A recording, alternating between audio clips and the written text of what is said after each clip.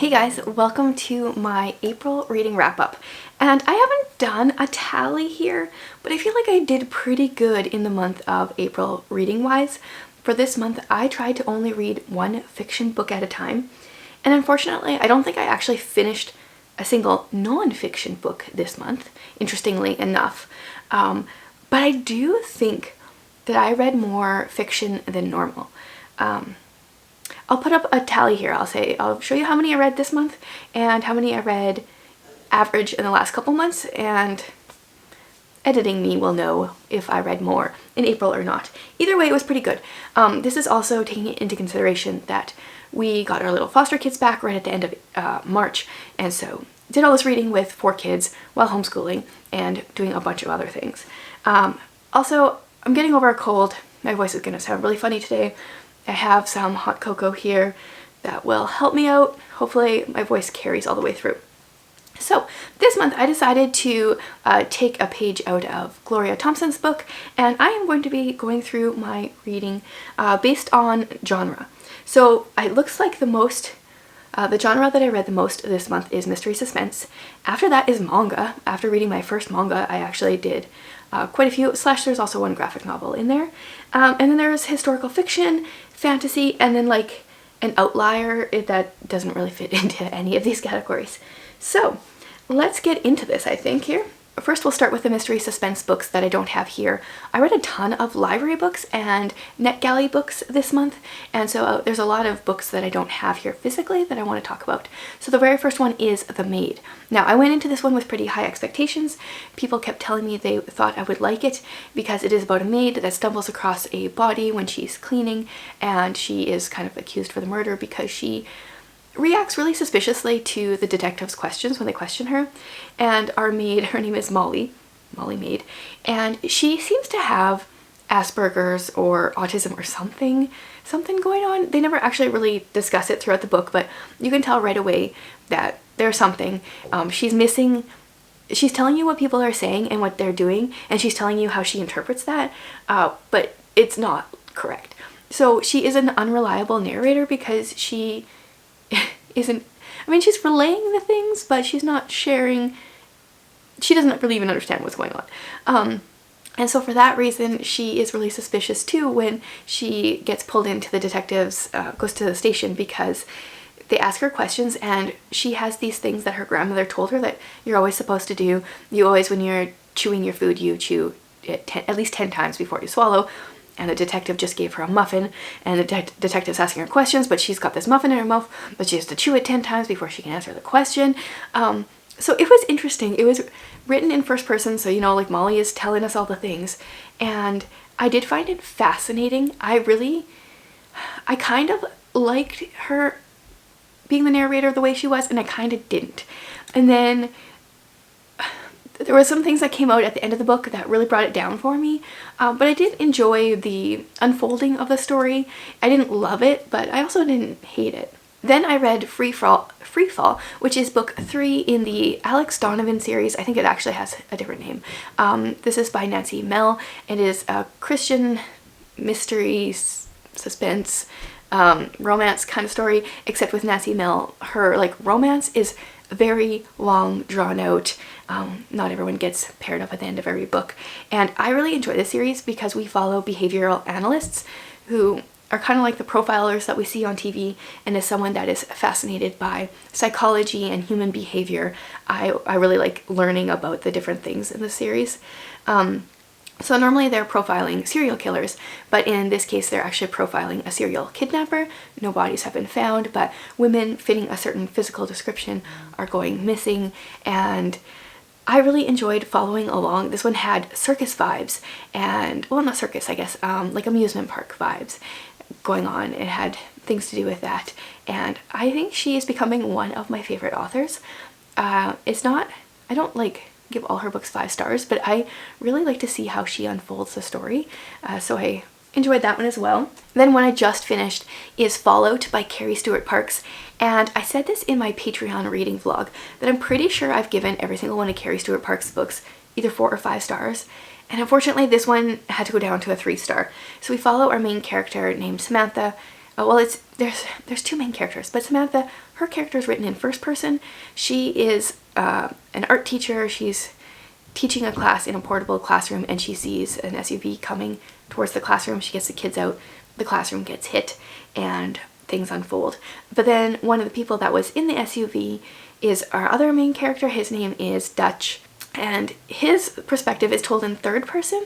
And as in the story, as we kept flipping back and forth between first person and third person, I just felt so confused all the time. First person is not my favorite. Some people can do it really, really well when they write. I don't not read a book because it's first person, but when you're going from first to third in one book, my brain can't do that. So unfortunately for that reason, I had to mark it down, but I did actually enjoy the storyline.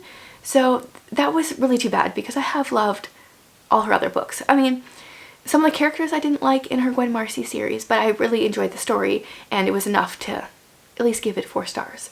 But Freefall, unfortunately, no wait, Fallout. See, these books have similar titles. Fallout just was not quite hitting the mark for me. Another one that I read is from NetGalley, so that's going to be coming out later this year, is Enola Holmes, the next one in that series. And I kind of don't know why I keep going with the Enola Holmes series. I don't think I've loved any of them. They're like easy reads, but also kind of aggravate me at the same time. I feel like in these books, so Enola Holmes is supposed to be the younger sister of Sherlock and Mycroft. She is venturing out on her own, and she's doing things that are obviously atypical for the time period, but the author, Nancy Springer, always writes it in a way that I feel like the feminism, the idea that Enola is on her own is like overwritten in the book, and it's like very much in your face, and I feel like she would just show us how Enola is an independent woman based on the actions instead of just like constantly preaching to us in the text. That got really old, I think in book like 3 or 4, and here I am on, what is this, number 8, and I'm still annoyed by it, so I think it's time for me to give up the series. But in this one, she is looking for a girl who she rescued and then went missing, and the thing I did find fascinating about this book is it deals with split personalities, and I really enjoy psychology, like I said, and things like that. And so the split personality thing was very fascinating. I think that's going to be different personality disorders is going to be something I study a little bit more in the future. So I enjoyed that part. For that reason, I think I gave it like 4 stars on Goodreads, because that part was better than some of the other things that were going on, and it was a little better than some of the other stories in the series, but definitely not my favorite series at all. Okay, then we're on to the physical books in this category. One of them that I read on the very first weekend was Agatha Audley, The Secret Key. So this follows a girl named Agatha who was named after Agatha Christie, and I originally thought this would be set, you know, in the past, like she was like a young Agatha, but this is actually present day, and so she's named after Agatha Christie. There's like smartphones, some of those things that feel so weird because in my brain I kept kind of thinking we were like in the past. And so she ends up finding like secret tunnels in London, and her mom used to really love Agatha Christie, hence why she was named after her, and she left her a few clues and things to solve. And I don't remember exactly what I rated this. It was interesting. I'm curious to continue with the series, but I will probably wait until middle grade March again next year. It wasn't like I need to pick up the rest of the series right away, but it was interesting. Then I have a DNF. So I started A History of Wild Places, and I decided to not finish it. I think I got 30 pages in, which is less than I normally give a book, but I was getting overwhelmed by just all the descriptive language, and then there was like some swearing coming out, which I don't mind swearing when I feel in books, when I feel like it's an appropriate time, when it like fits the situation, but when it's just thrown into a regular everyday sentence, that's not cool. And that was happening, and I just didn't feel like I was really invested in the story, so I decided to quit it, which is sad for me because I hear this one has like cult things going on or cult vibes, and so I'm sad about that. But it just, I don't know, maybe it will work for me at a different time, but it wasn't working for me. Then I just shared my Agatha Christie video for the month. I read The Secret Adversary. This is the first book in the Tommy and Tuppence series, and while I loved Tuppence as a character, I didn't really love this book, but this made me realize. So recently Holly did a bookish this or that, and one of the questions I had asked her was, would you rather have a boring plot or boring characters? And this made me realize that I would way rather have a boring plot, because I loved this book because of the characters. That might not always be the case, but I do think I also read a book, can't remember which one now, that had an interesting plot and boring characters. Oh, I think that was Followed. I think I would put that one in that category. And so this one I enjoyed so much more than that one because the characters were amazing. Tuppence is so funny. All these pink tabs are pretty much funny things that Tuppence said that just made me laugh. So I'm excited to continue the series and read more about them, and I hope that Tuppence doesn't lose her personality. I mean, I would never be her friend in real life, but man, she's funny to read about. I read a few of the quotes, of my favorite quotes, in the video that I shared about this, and then I read even more of my favorite Tuppence quotes in the video that I shared on Patreon. There was a lot of them. At the beginning of the month, we did a page count reading challenge over on my Patreon. We kind of do this like once a month, except in May, it's going to be pretty much every weekend, and I decided to go for like all the short books apparently, but one of the things I read was a short story. I'm going to put up the title on the screen because it's French and I forgot to look up how to pronounce it. It was like 4 pages long, and I'm also going to put up the author's name because I also don't know how to pronounce that. It was about a man who, oh man, how much can you say about a short story that's like 3 pages long? Somehow the police found out that there was going to be an attempt on his life. I don't think they told him about it, so they watched his house and no one came in or out, but then the next day he was dead. That's it in a nutshell. And in the span of 3 pages, they figure out everything that goes on. I'm going to be reading a lot more from this book in May with the short story readathon for sure. Okay, and then the last one in this mystery suspense category is The Souls of Lost Lake. I talked about this a little bit in my quarterly crisis video. I really enjoyed this. I like Jamie Jo Wright's writing. This one to me is on the same level as The Curse of Misty Wayfair. I'm not sure if I can really pick a favorite. It depends on the day. Possibly still The Curse of Misty Wayfair, but this has got to be like a super close second, maybe tied. So it's dual timeline, and our character from the past, right at the beginning of the story, she comes out of the woods. Her family lives deep in the woods carrying a logger's axe, and her whole family seems to have been murdered. The axe is bloody, but her family's bodies are all missing. And then it kind of jumps forward a little bit with her, and she's still living in the same town. She's dealing with everyone in the town thinking that she murdered her family, even though she was only 13, and everyone knows logically she could not have even lifted the logger axe over her head to like kill anyone. Like, they know she couldn't have actually done it, but they treat her as though she did. And then present day, we're with a girl named Wren who lives at a camp that it takes place in the same woods where Ava Kuhn's family was, where she grew up, and a 6-year-old has gone missing. So I guess trigger warnings for people that don't like to read about child abduction. But I don't know, I don't want to give spoilers, but if you've read a Jamie Jo Wright book, not everyone, everyone has a different idea of what creepy is. I would say her books are generally creepy, but everything is explainable, and I feel like she doesn't, in my mind, she doesn't cross lines.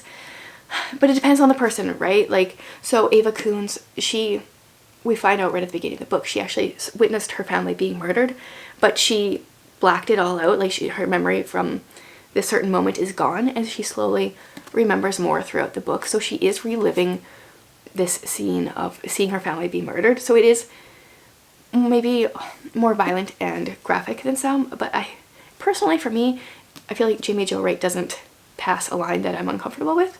And I always appreciate how the faith conversations that characters have. I tabbed a few throughout here. Oh yeah, this one was so good. Oh, okay, especially this sentence. Pain either magnified faith or disabled it. For Patty, it only confirmed her belief that this world was broken and her Lord was the one who brought beautiful redemption. Like, yeah, I feel like that sums it up. I feel like J.B. Jo Wright tackles hard topics. She shows the dark that exists in this world, but she shows how light powers over the darkness. So that's why I love these. Okay, wow, that was a long time, and that was just one genre. Okay, so moving on to manga / one comic. Let's just get the comic out of the way. I read Cece's Journal. This is one of the cutest illustrations for graphic novels. I loved these illustrations. But the story itself was like super boring. Well, maybe not super boring. It's about a girl named Cece who wants to be a writer, and she sees this mysterious man in the woods and follows him, and things ensue. What I don't like is, well, I mean, like, the things ensue is kind of boring, but she lies to her mom constantly about where she's going when she doesn't need to. Like, she could just tell her mom. I think it would be fine. And she makes her friends lie to her mom. And yeah, that's too bad. Illustrations are great. I don't really care to continue. My daughter read the first book and the second book, which this one has 2 stories, the other one has 3, and she said it was meh.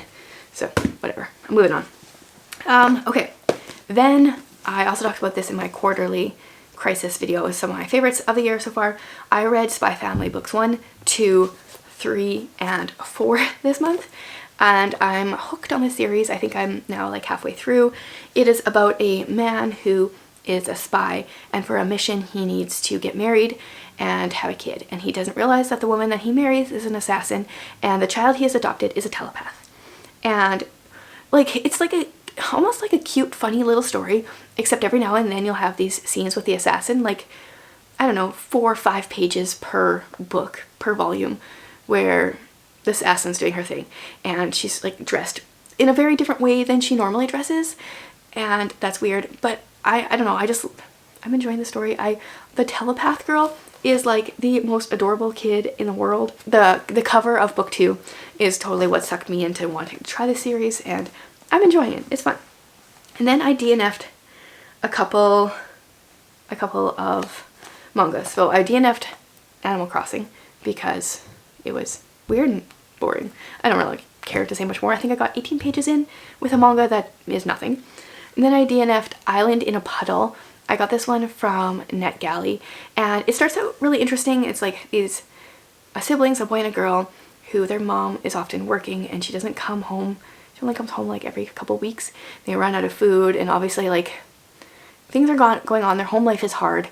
But then like 20 pages in, 30 pages in, I don't know, all of a sudden we jump to like the future, I think, and things are dark, and like they are just into all the different not so good things because of their upbringing, I think is what's happening, and I just didn't care. Also, like, swearing starts happening quite a bit all of a sudden at that point, and I just didn't care to continue it, so I DNF'd that one. And then a manga that I did read was A Silent Voice. I read volume 1, and I did say in my vlog for this that I didn't think I would continue with the series. I believe that was also a Patreon vlog, but the more I think about it, the more I might. So it's really about a boy who bullies this girl who comes to their school who's deaf, and he is, like, I get the storyline. I understand that the author was trying to be like, give him some redemption throughout the volumes or something, or make him pay for his mistakes, see how it has affected him. But he was like insanely mean, and teachers saw it and didn't do anything. Oh, it really bothered me. But now I've already read book 1, and I feel like it sounds like it gets better, so maybe I should continue the series. So I think I will. But I just wanted, if that wasn't a library book, or like, I just wanted to punch that guy. So that's unfortunate, but maybe it'll get better. Okay, now going into like historical fiction / this one is kind of mystery, but it really did feel like more like historical fiction to me. I read Maisie Dobbs.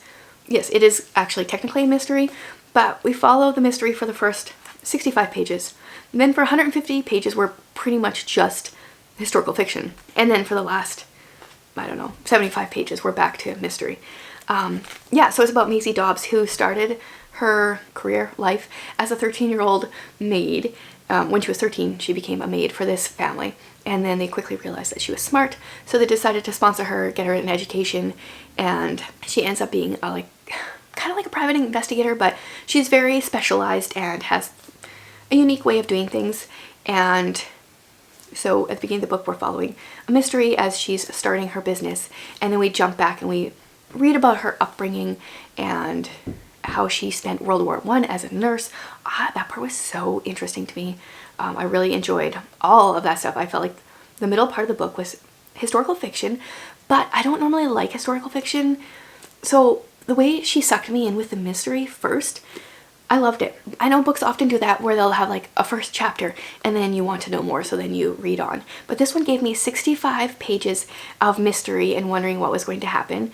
I mean, the mystery's not like super deep, but mystery and like knowing who Maisie Dobbs is as almost a 30-year-old, and then we jump back to her as a 13-year-old 65 pages in. Then it was like, I'm interested in this history because this applies. Like, I know this person, I'm invested in her life.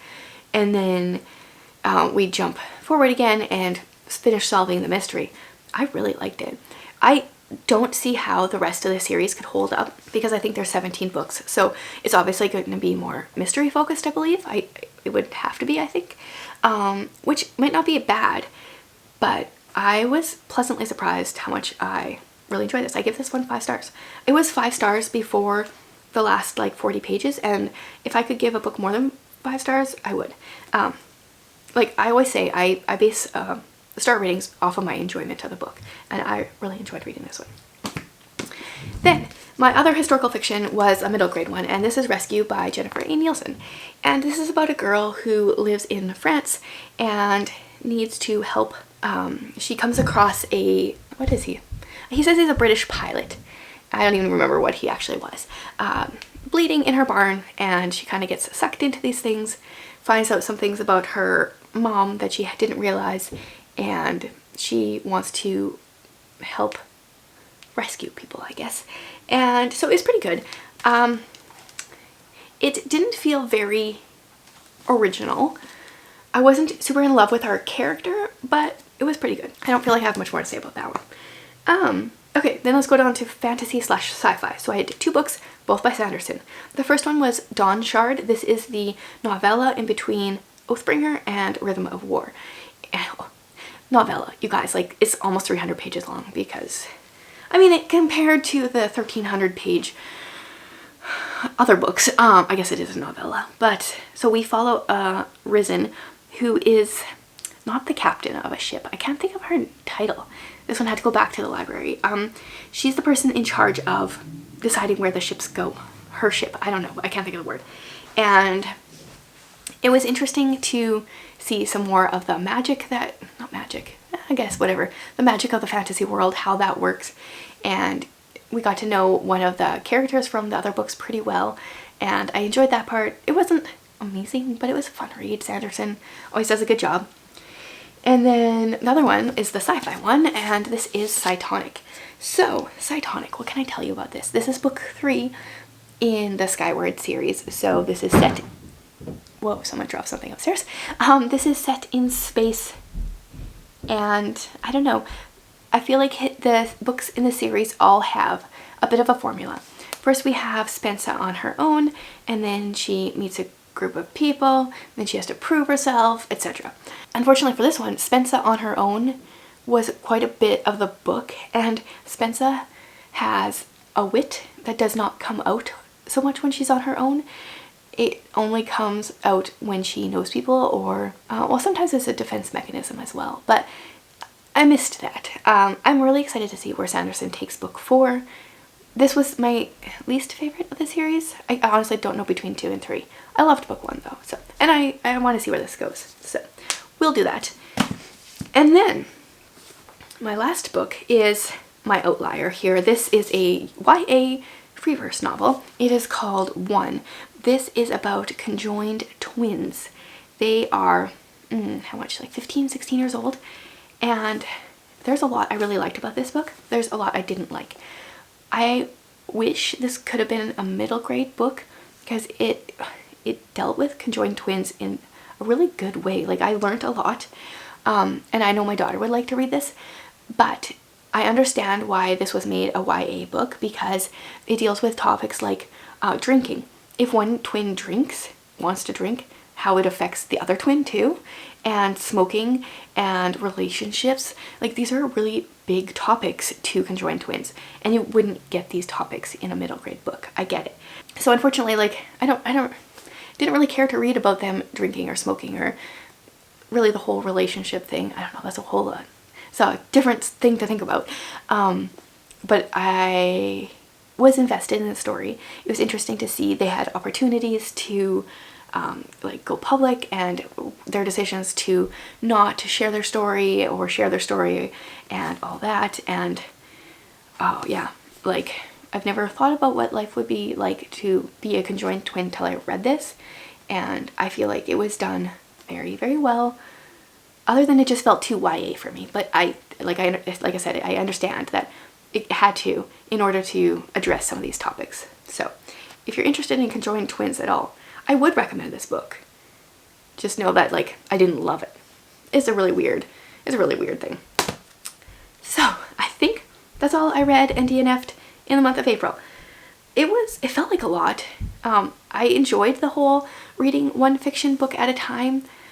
I think it helped me get invested into the story more. At the same time, I miss reading multiple books at a time. So I feel this conundrum of like wanting to do both, wanting to read one book at a time and wanting to read all the books. So we'll see what happens in May. Lots of short stories, that much I know. So let me know what were some of your favorite books from the month of April, and I'll see you guys soon.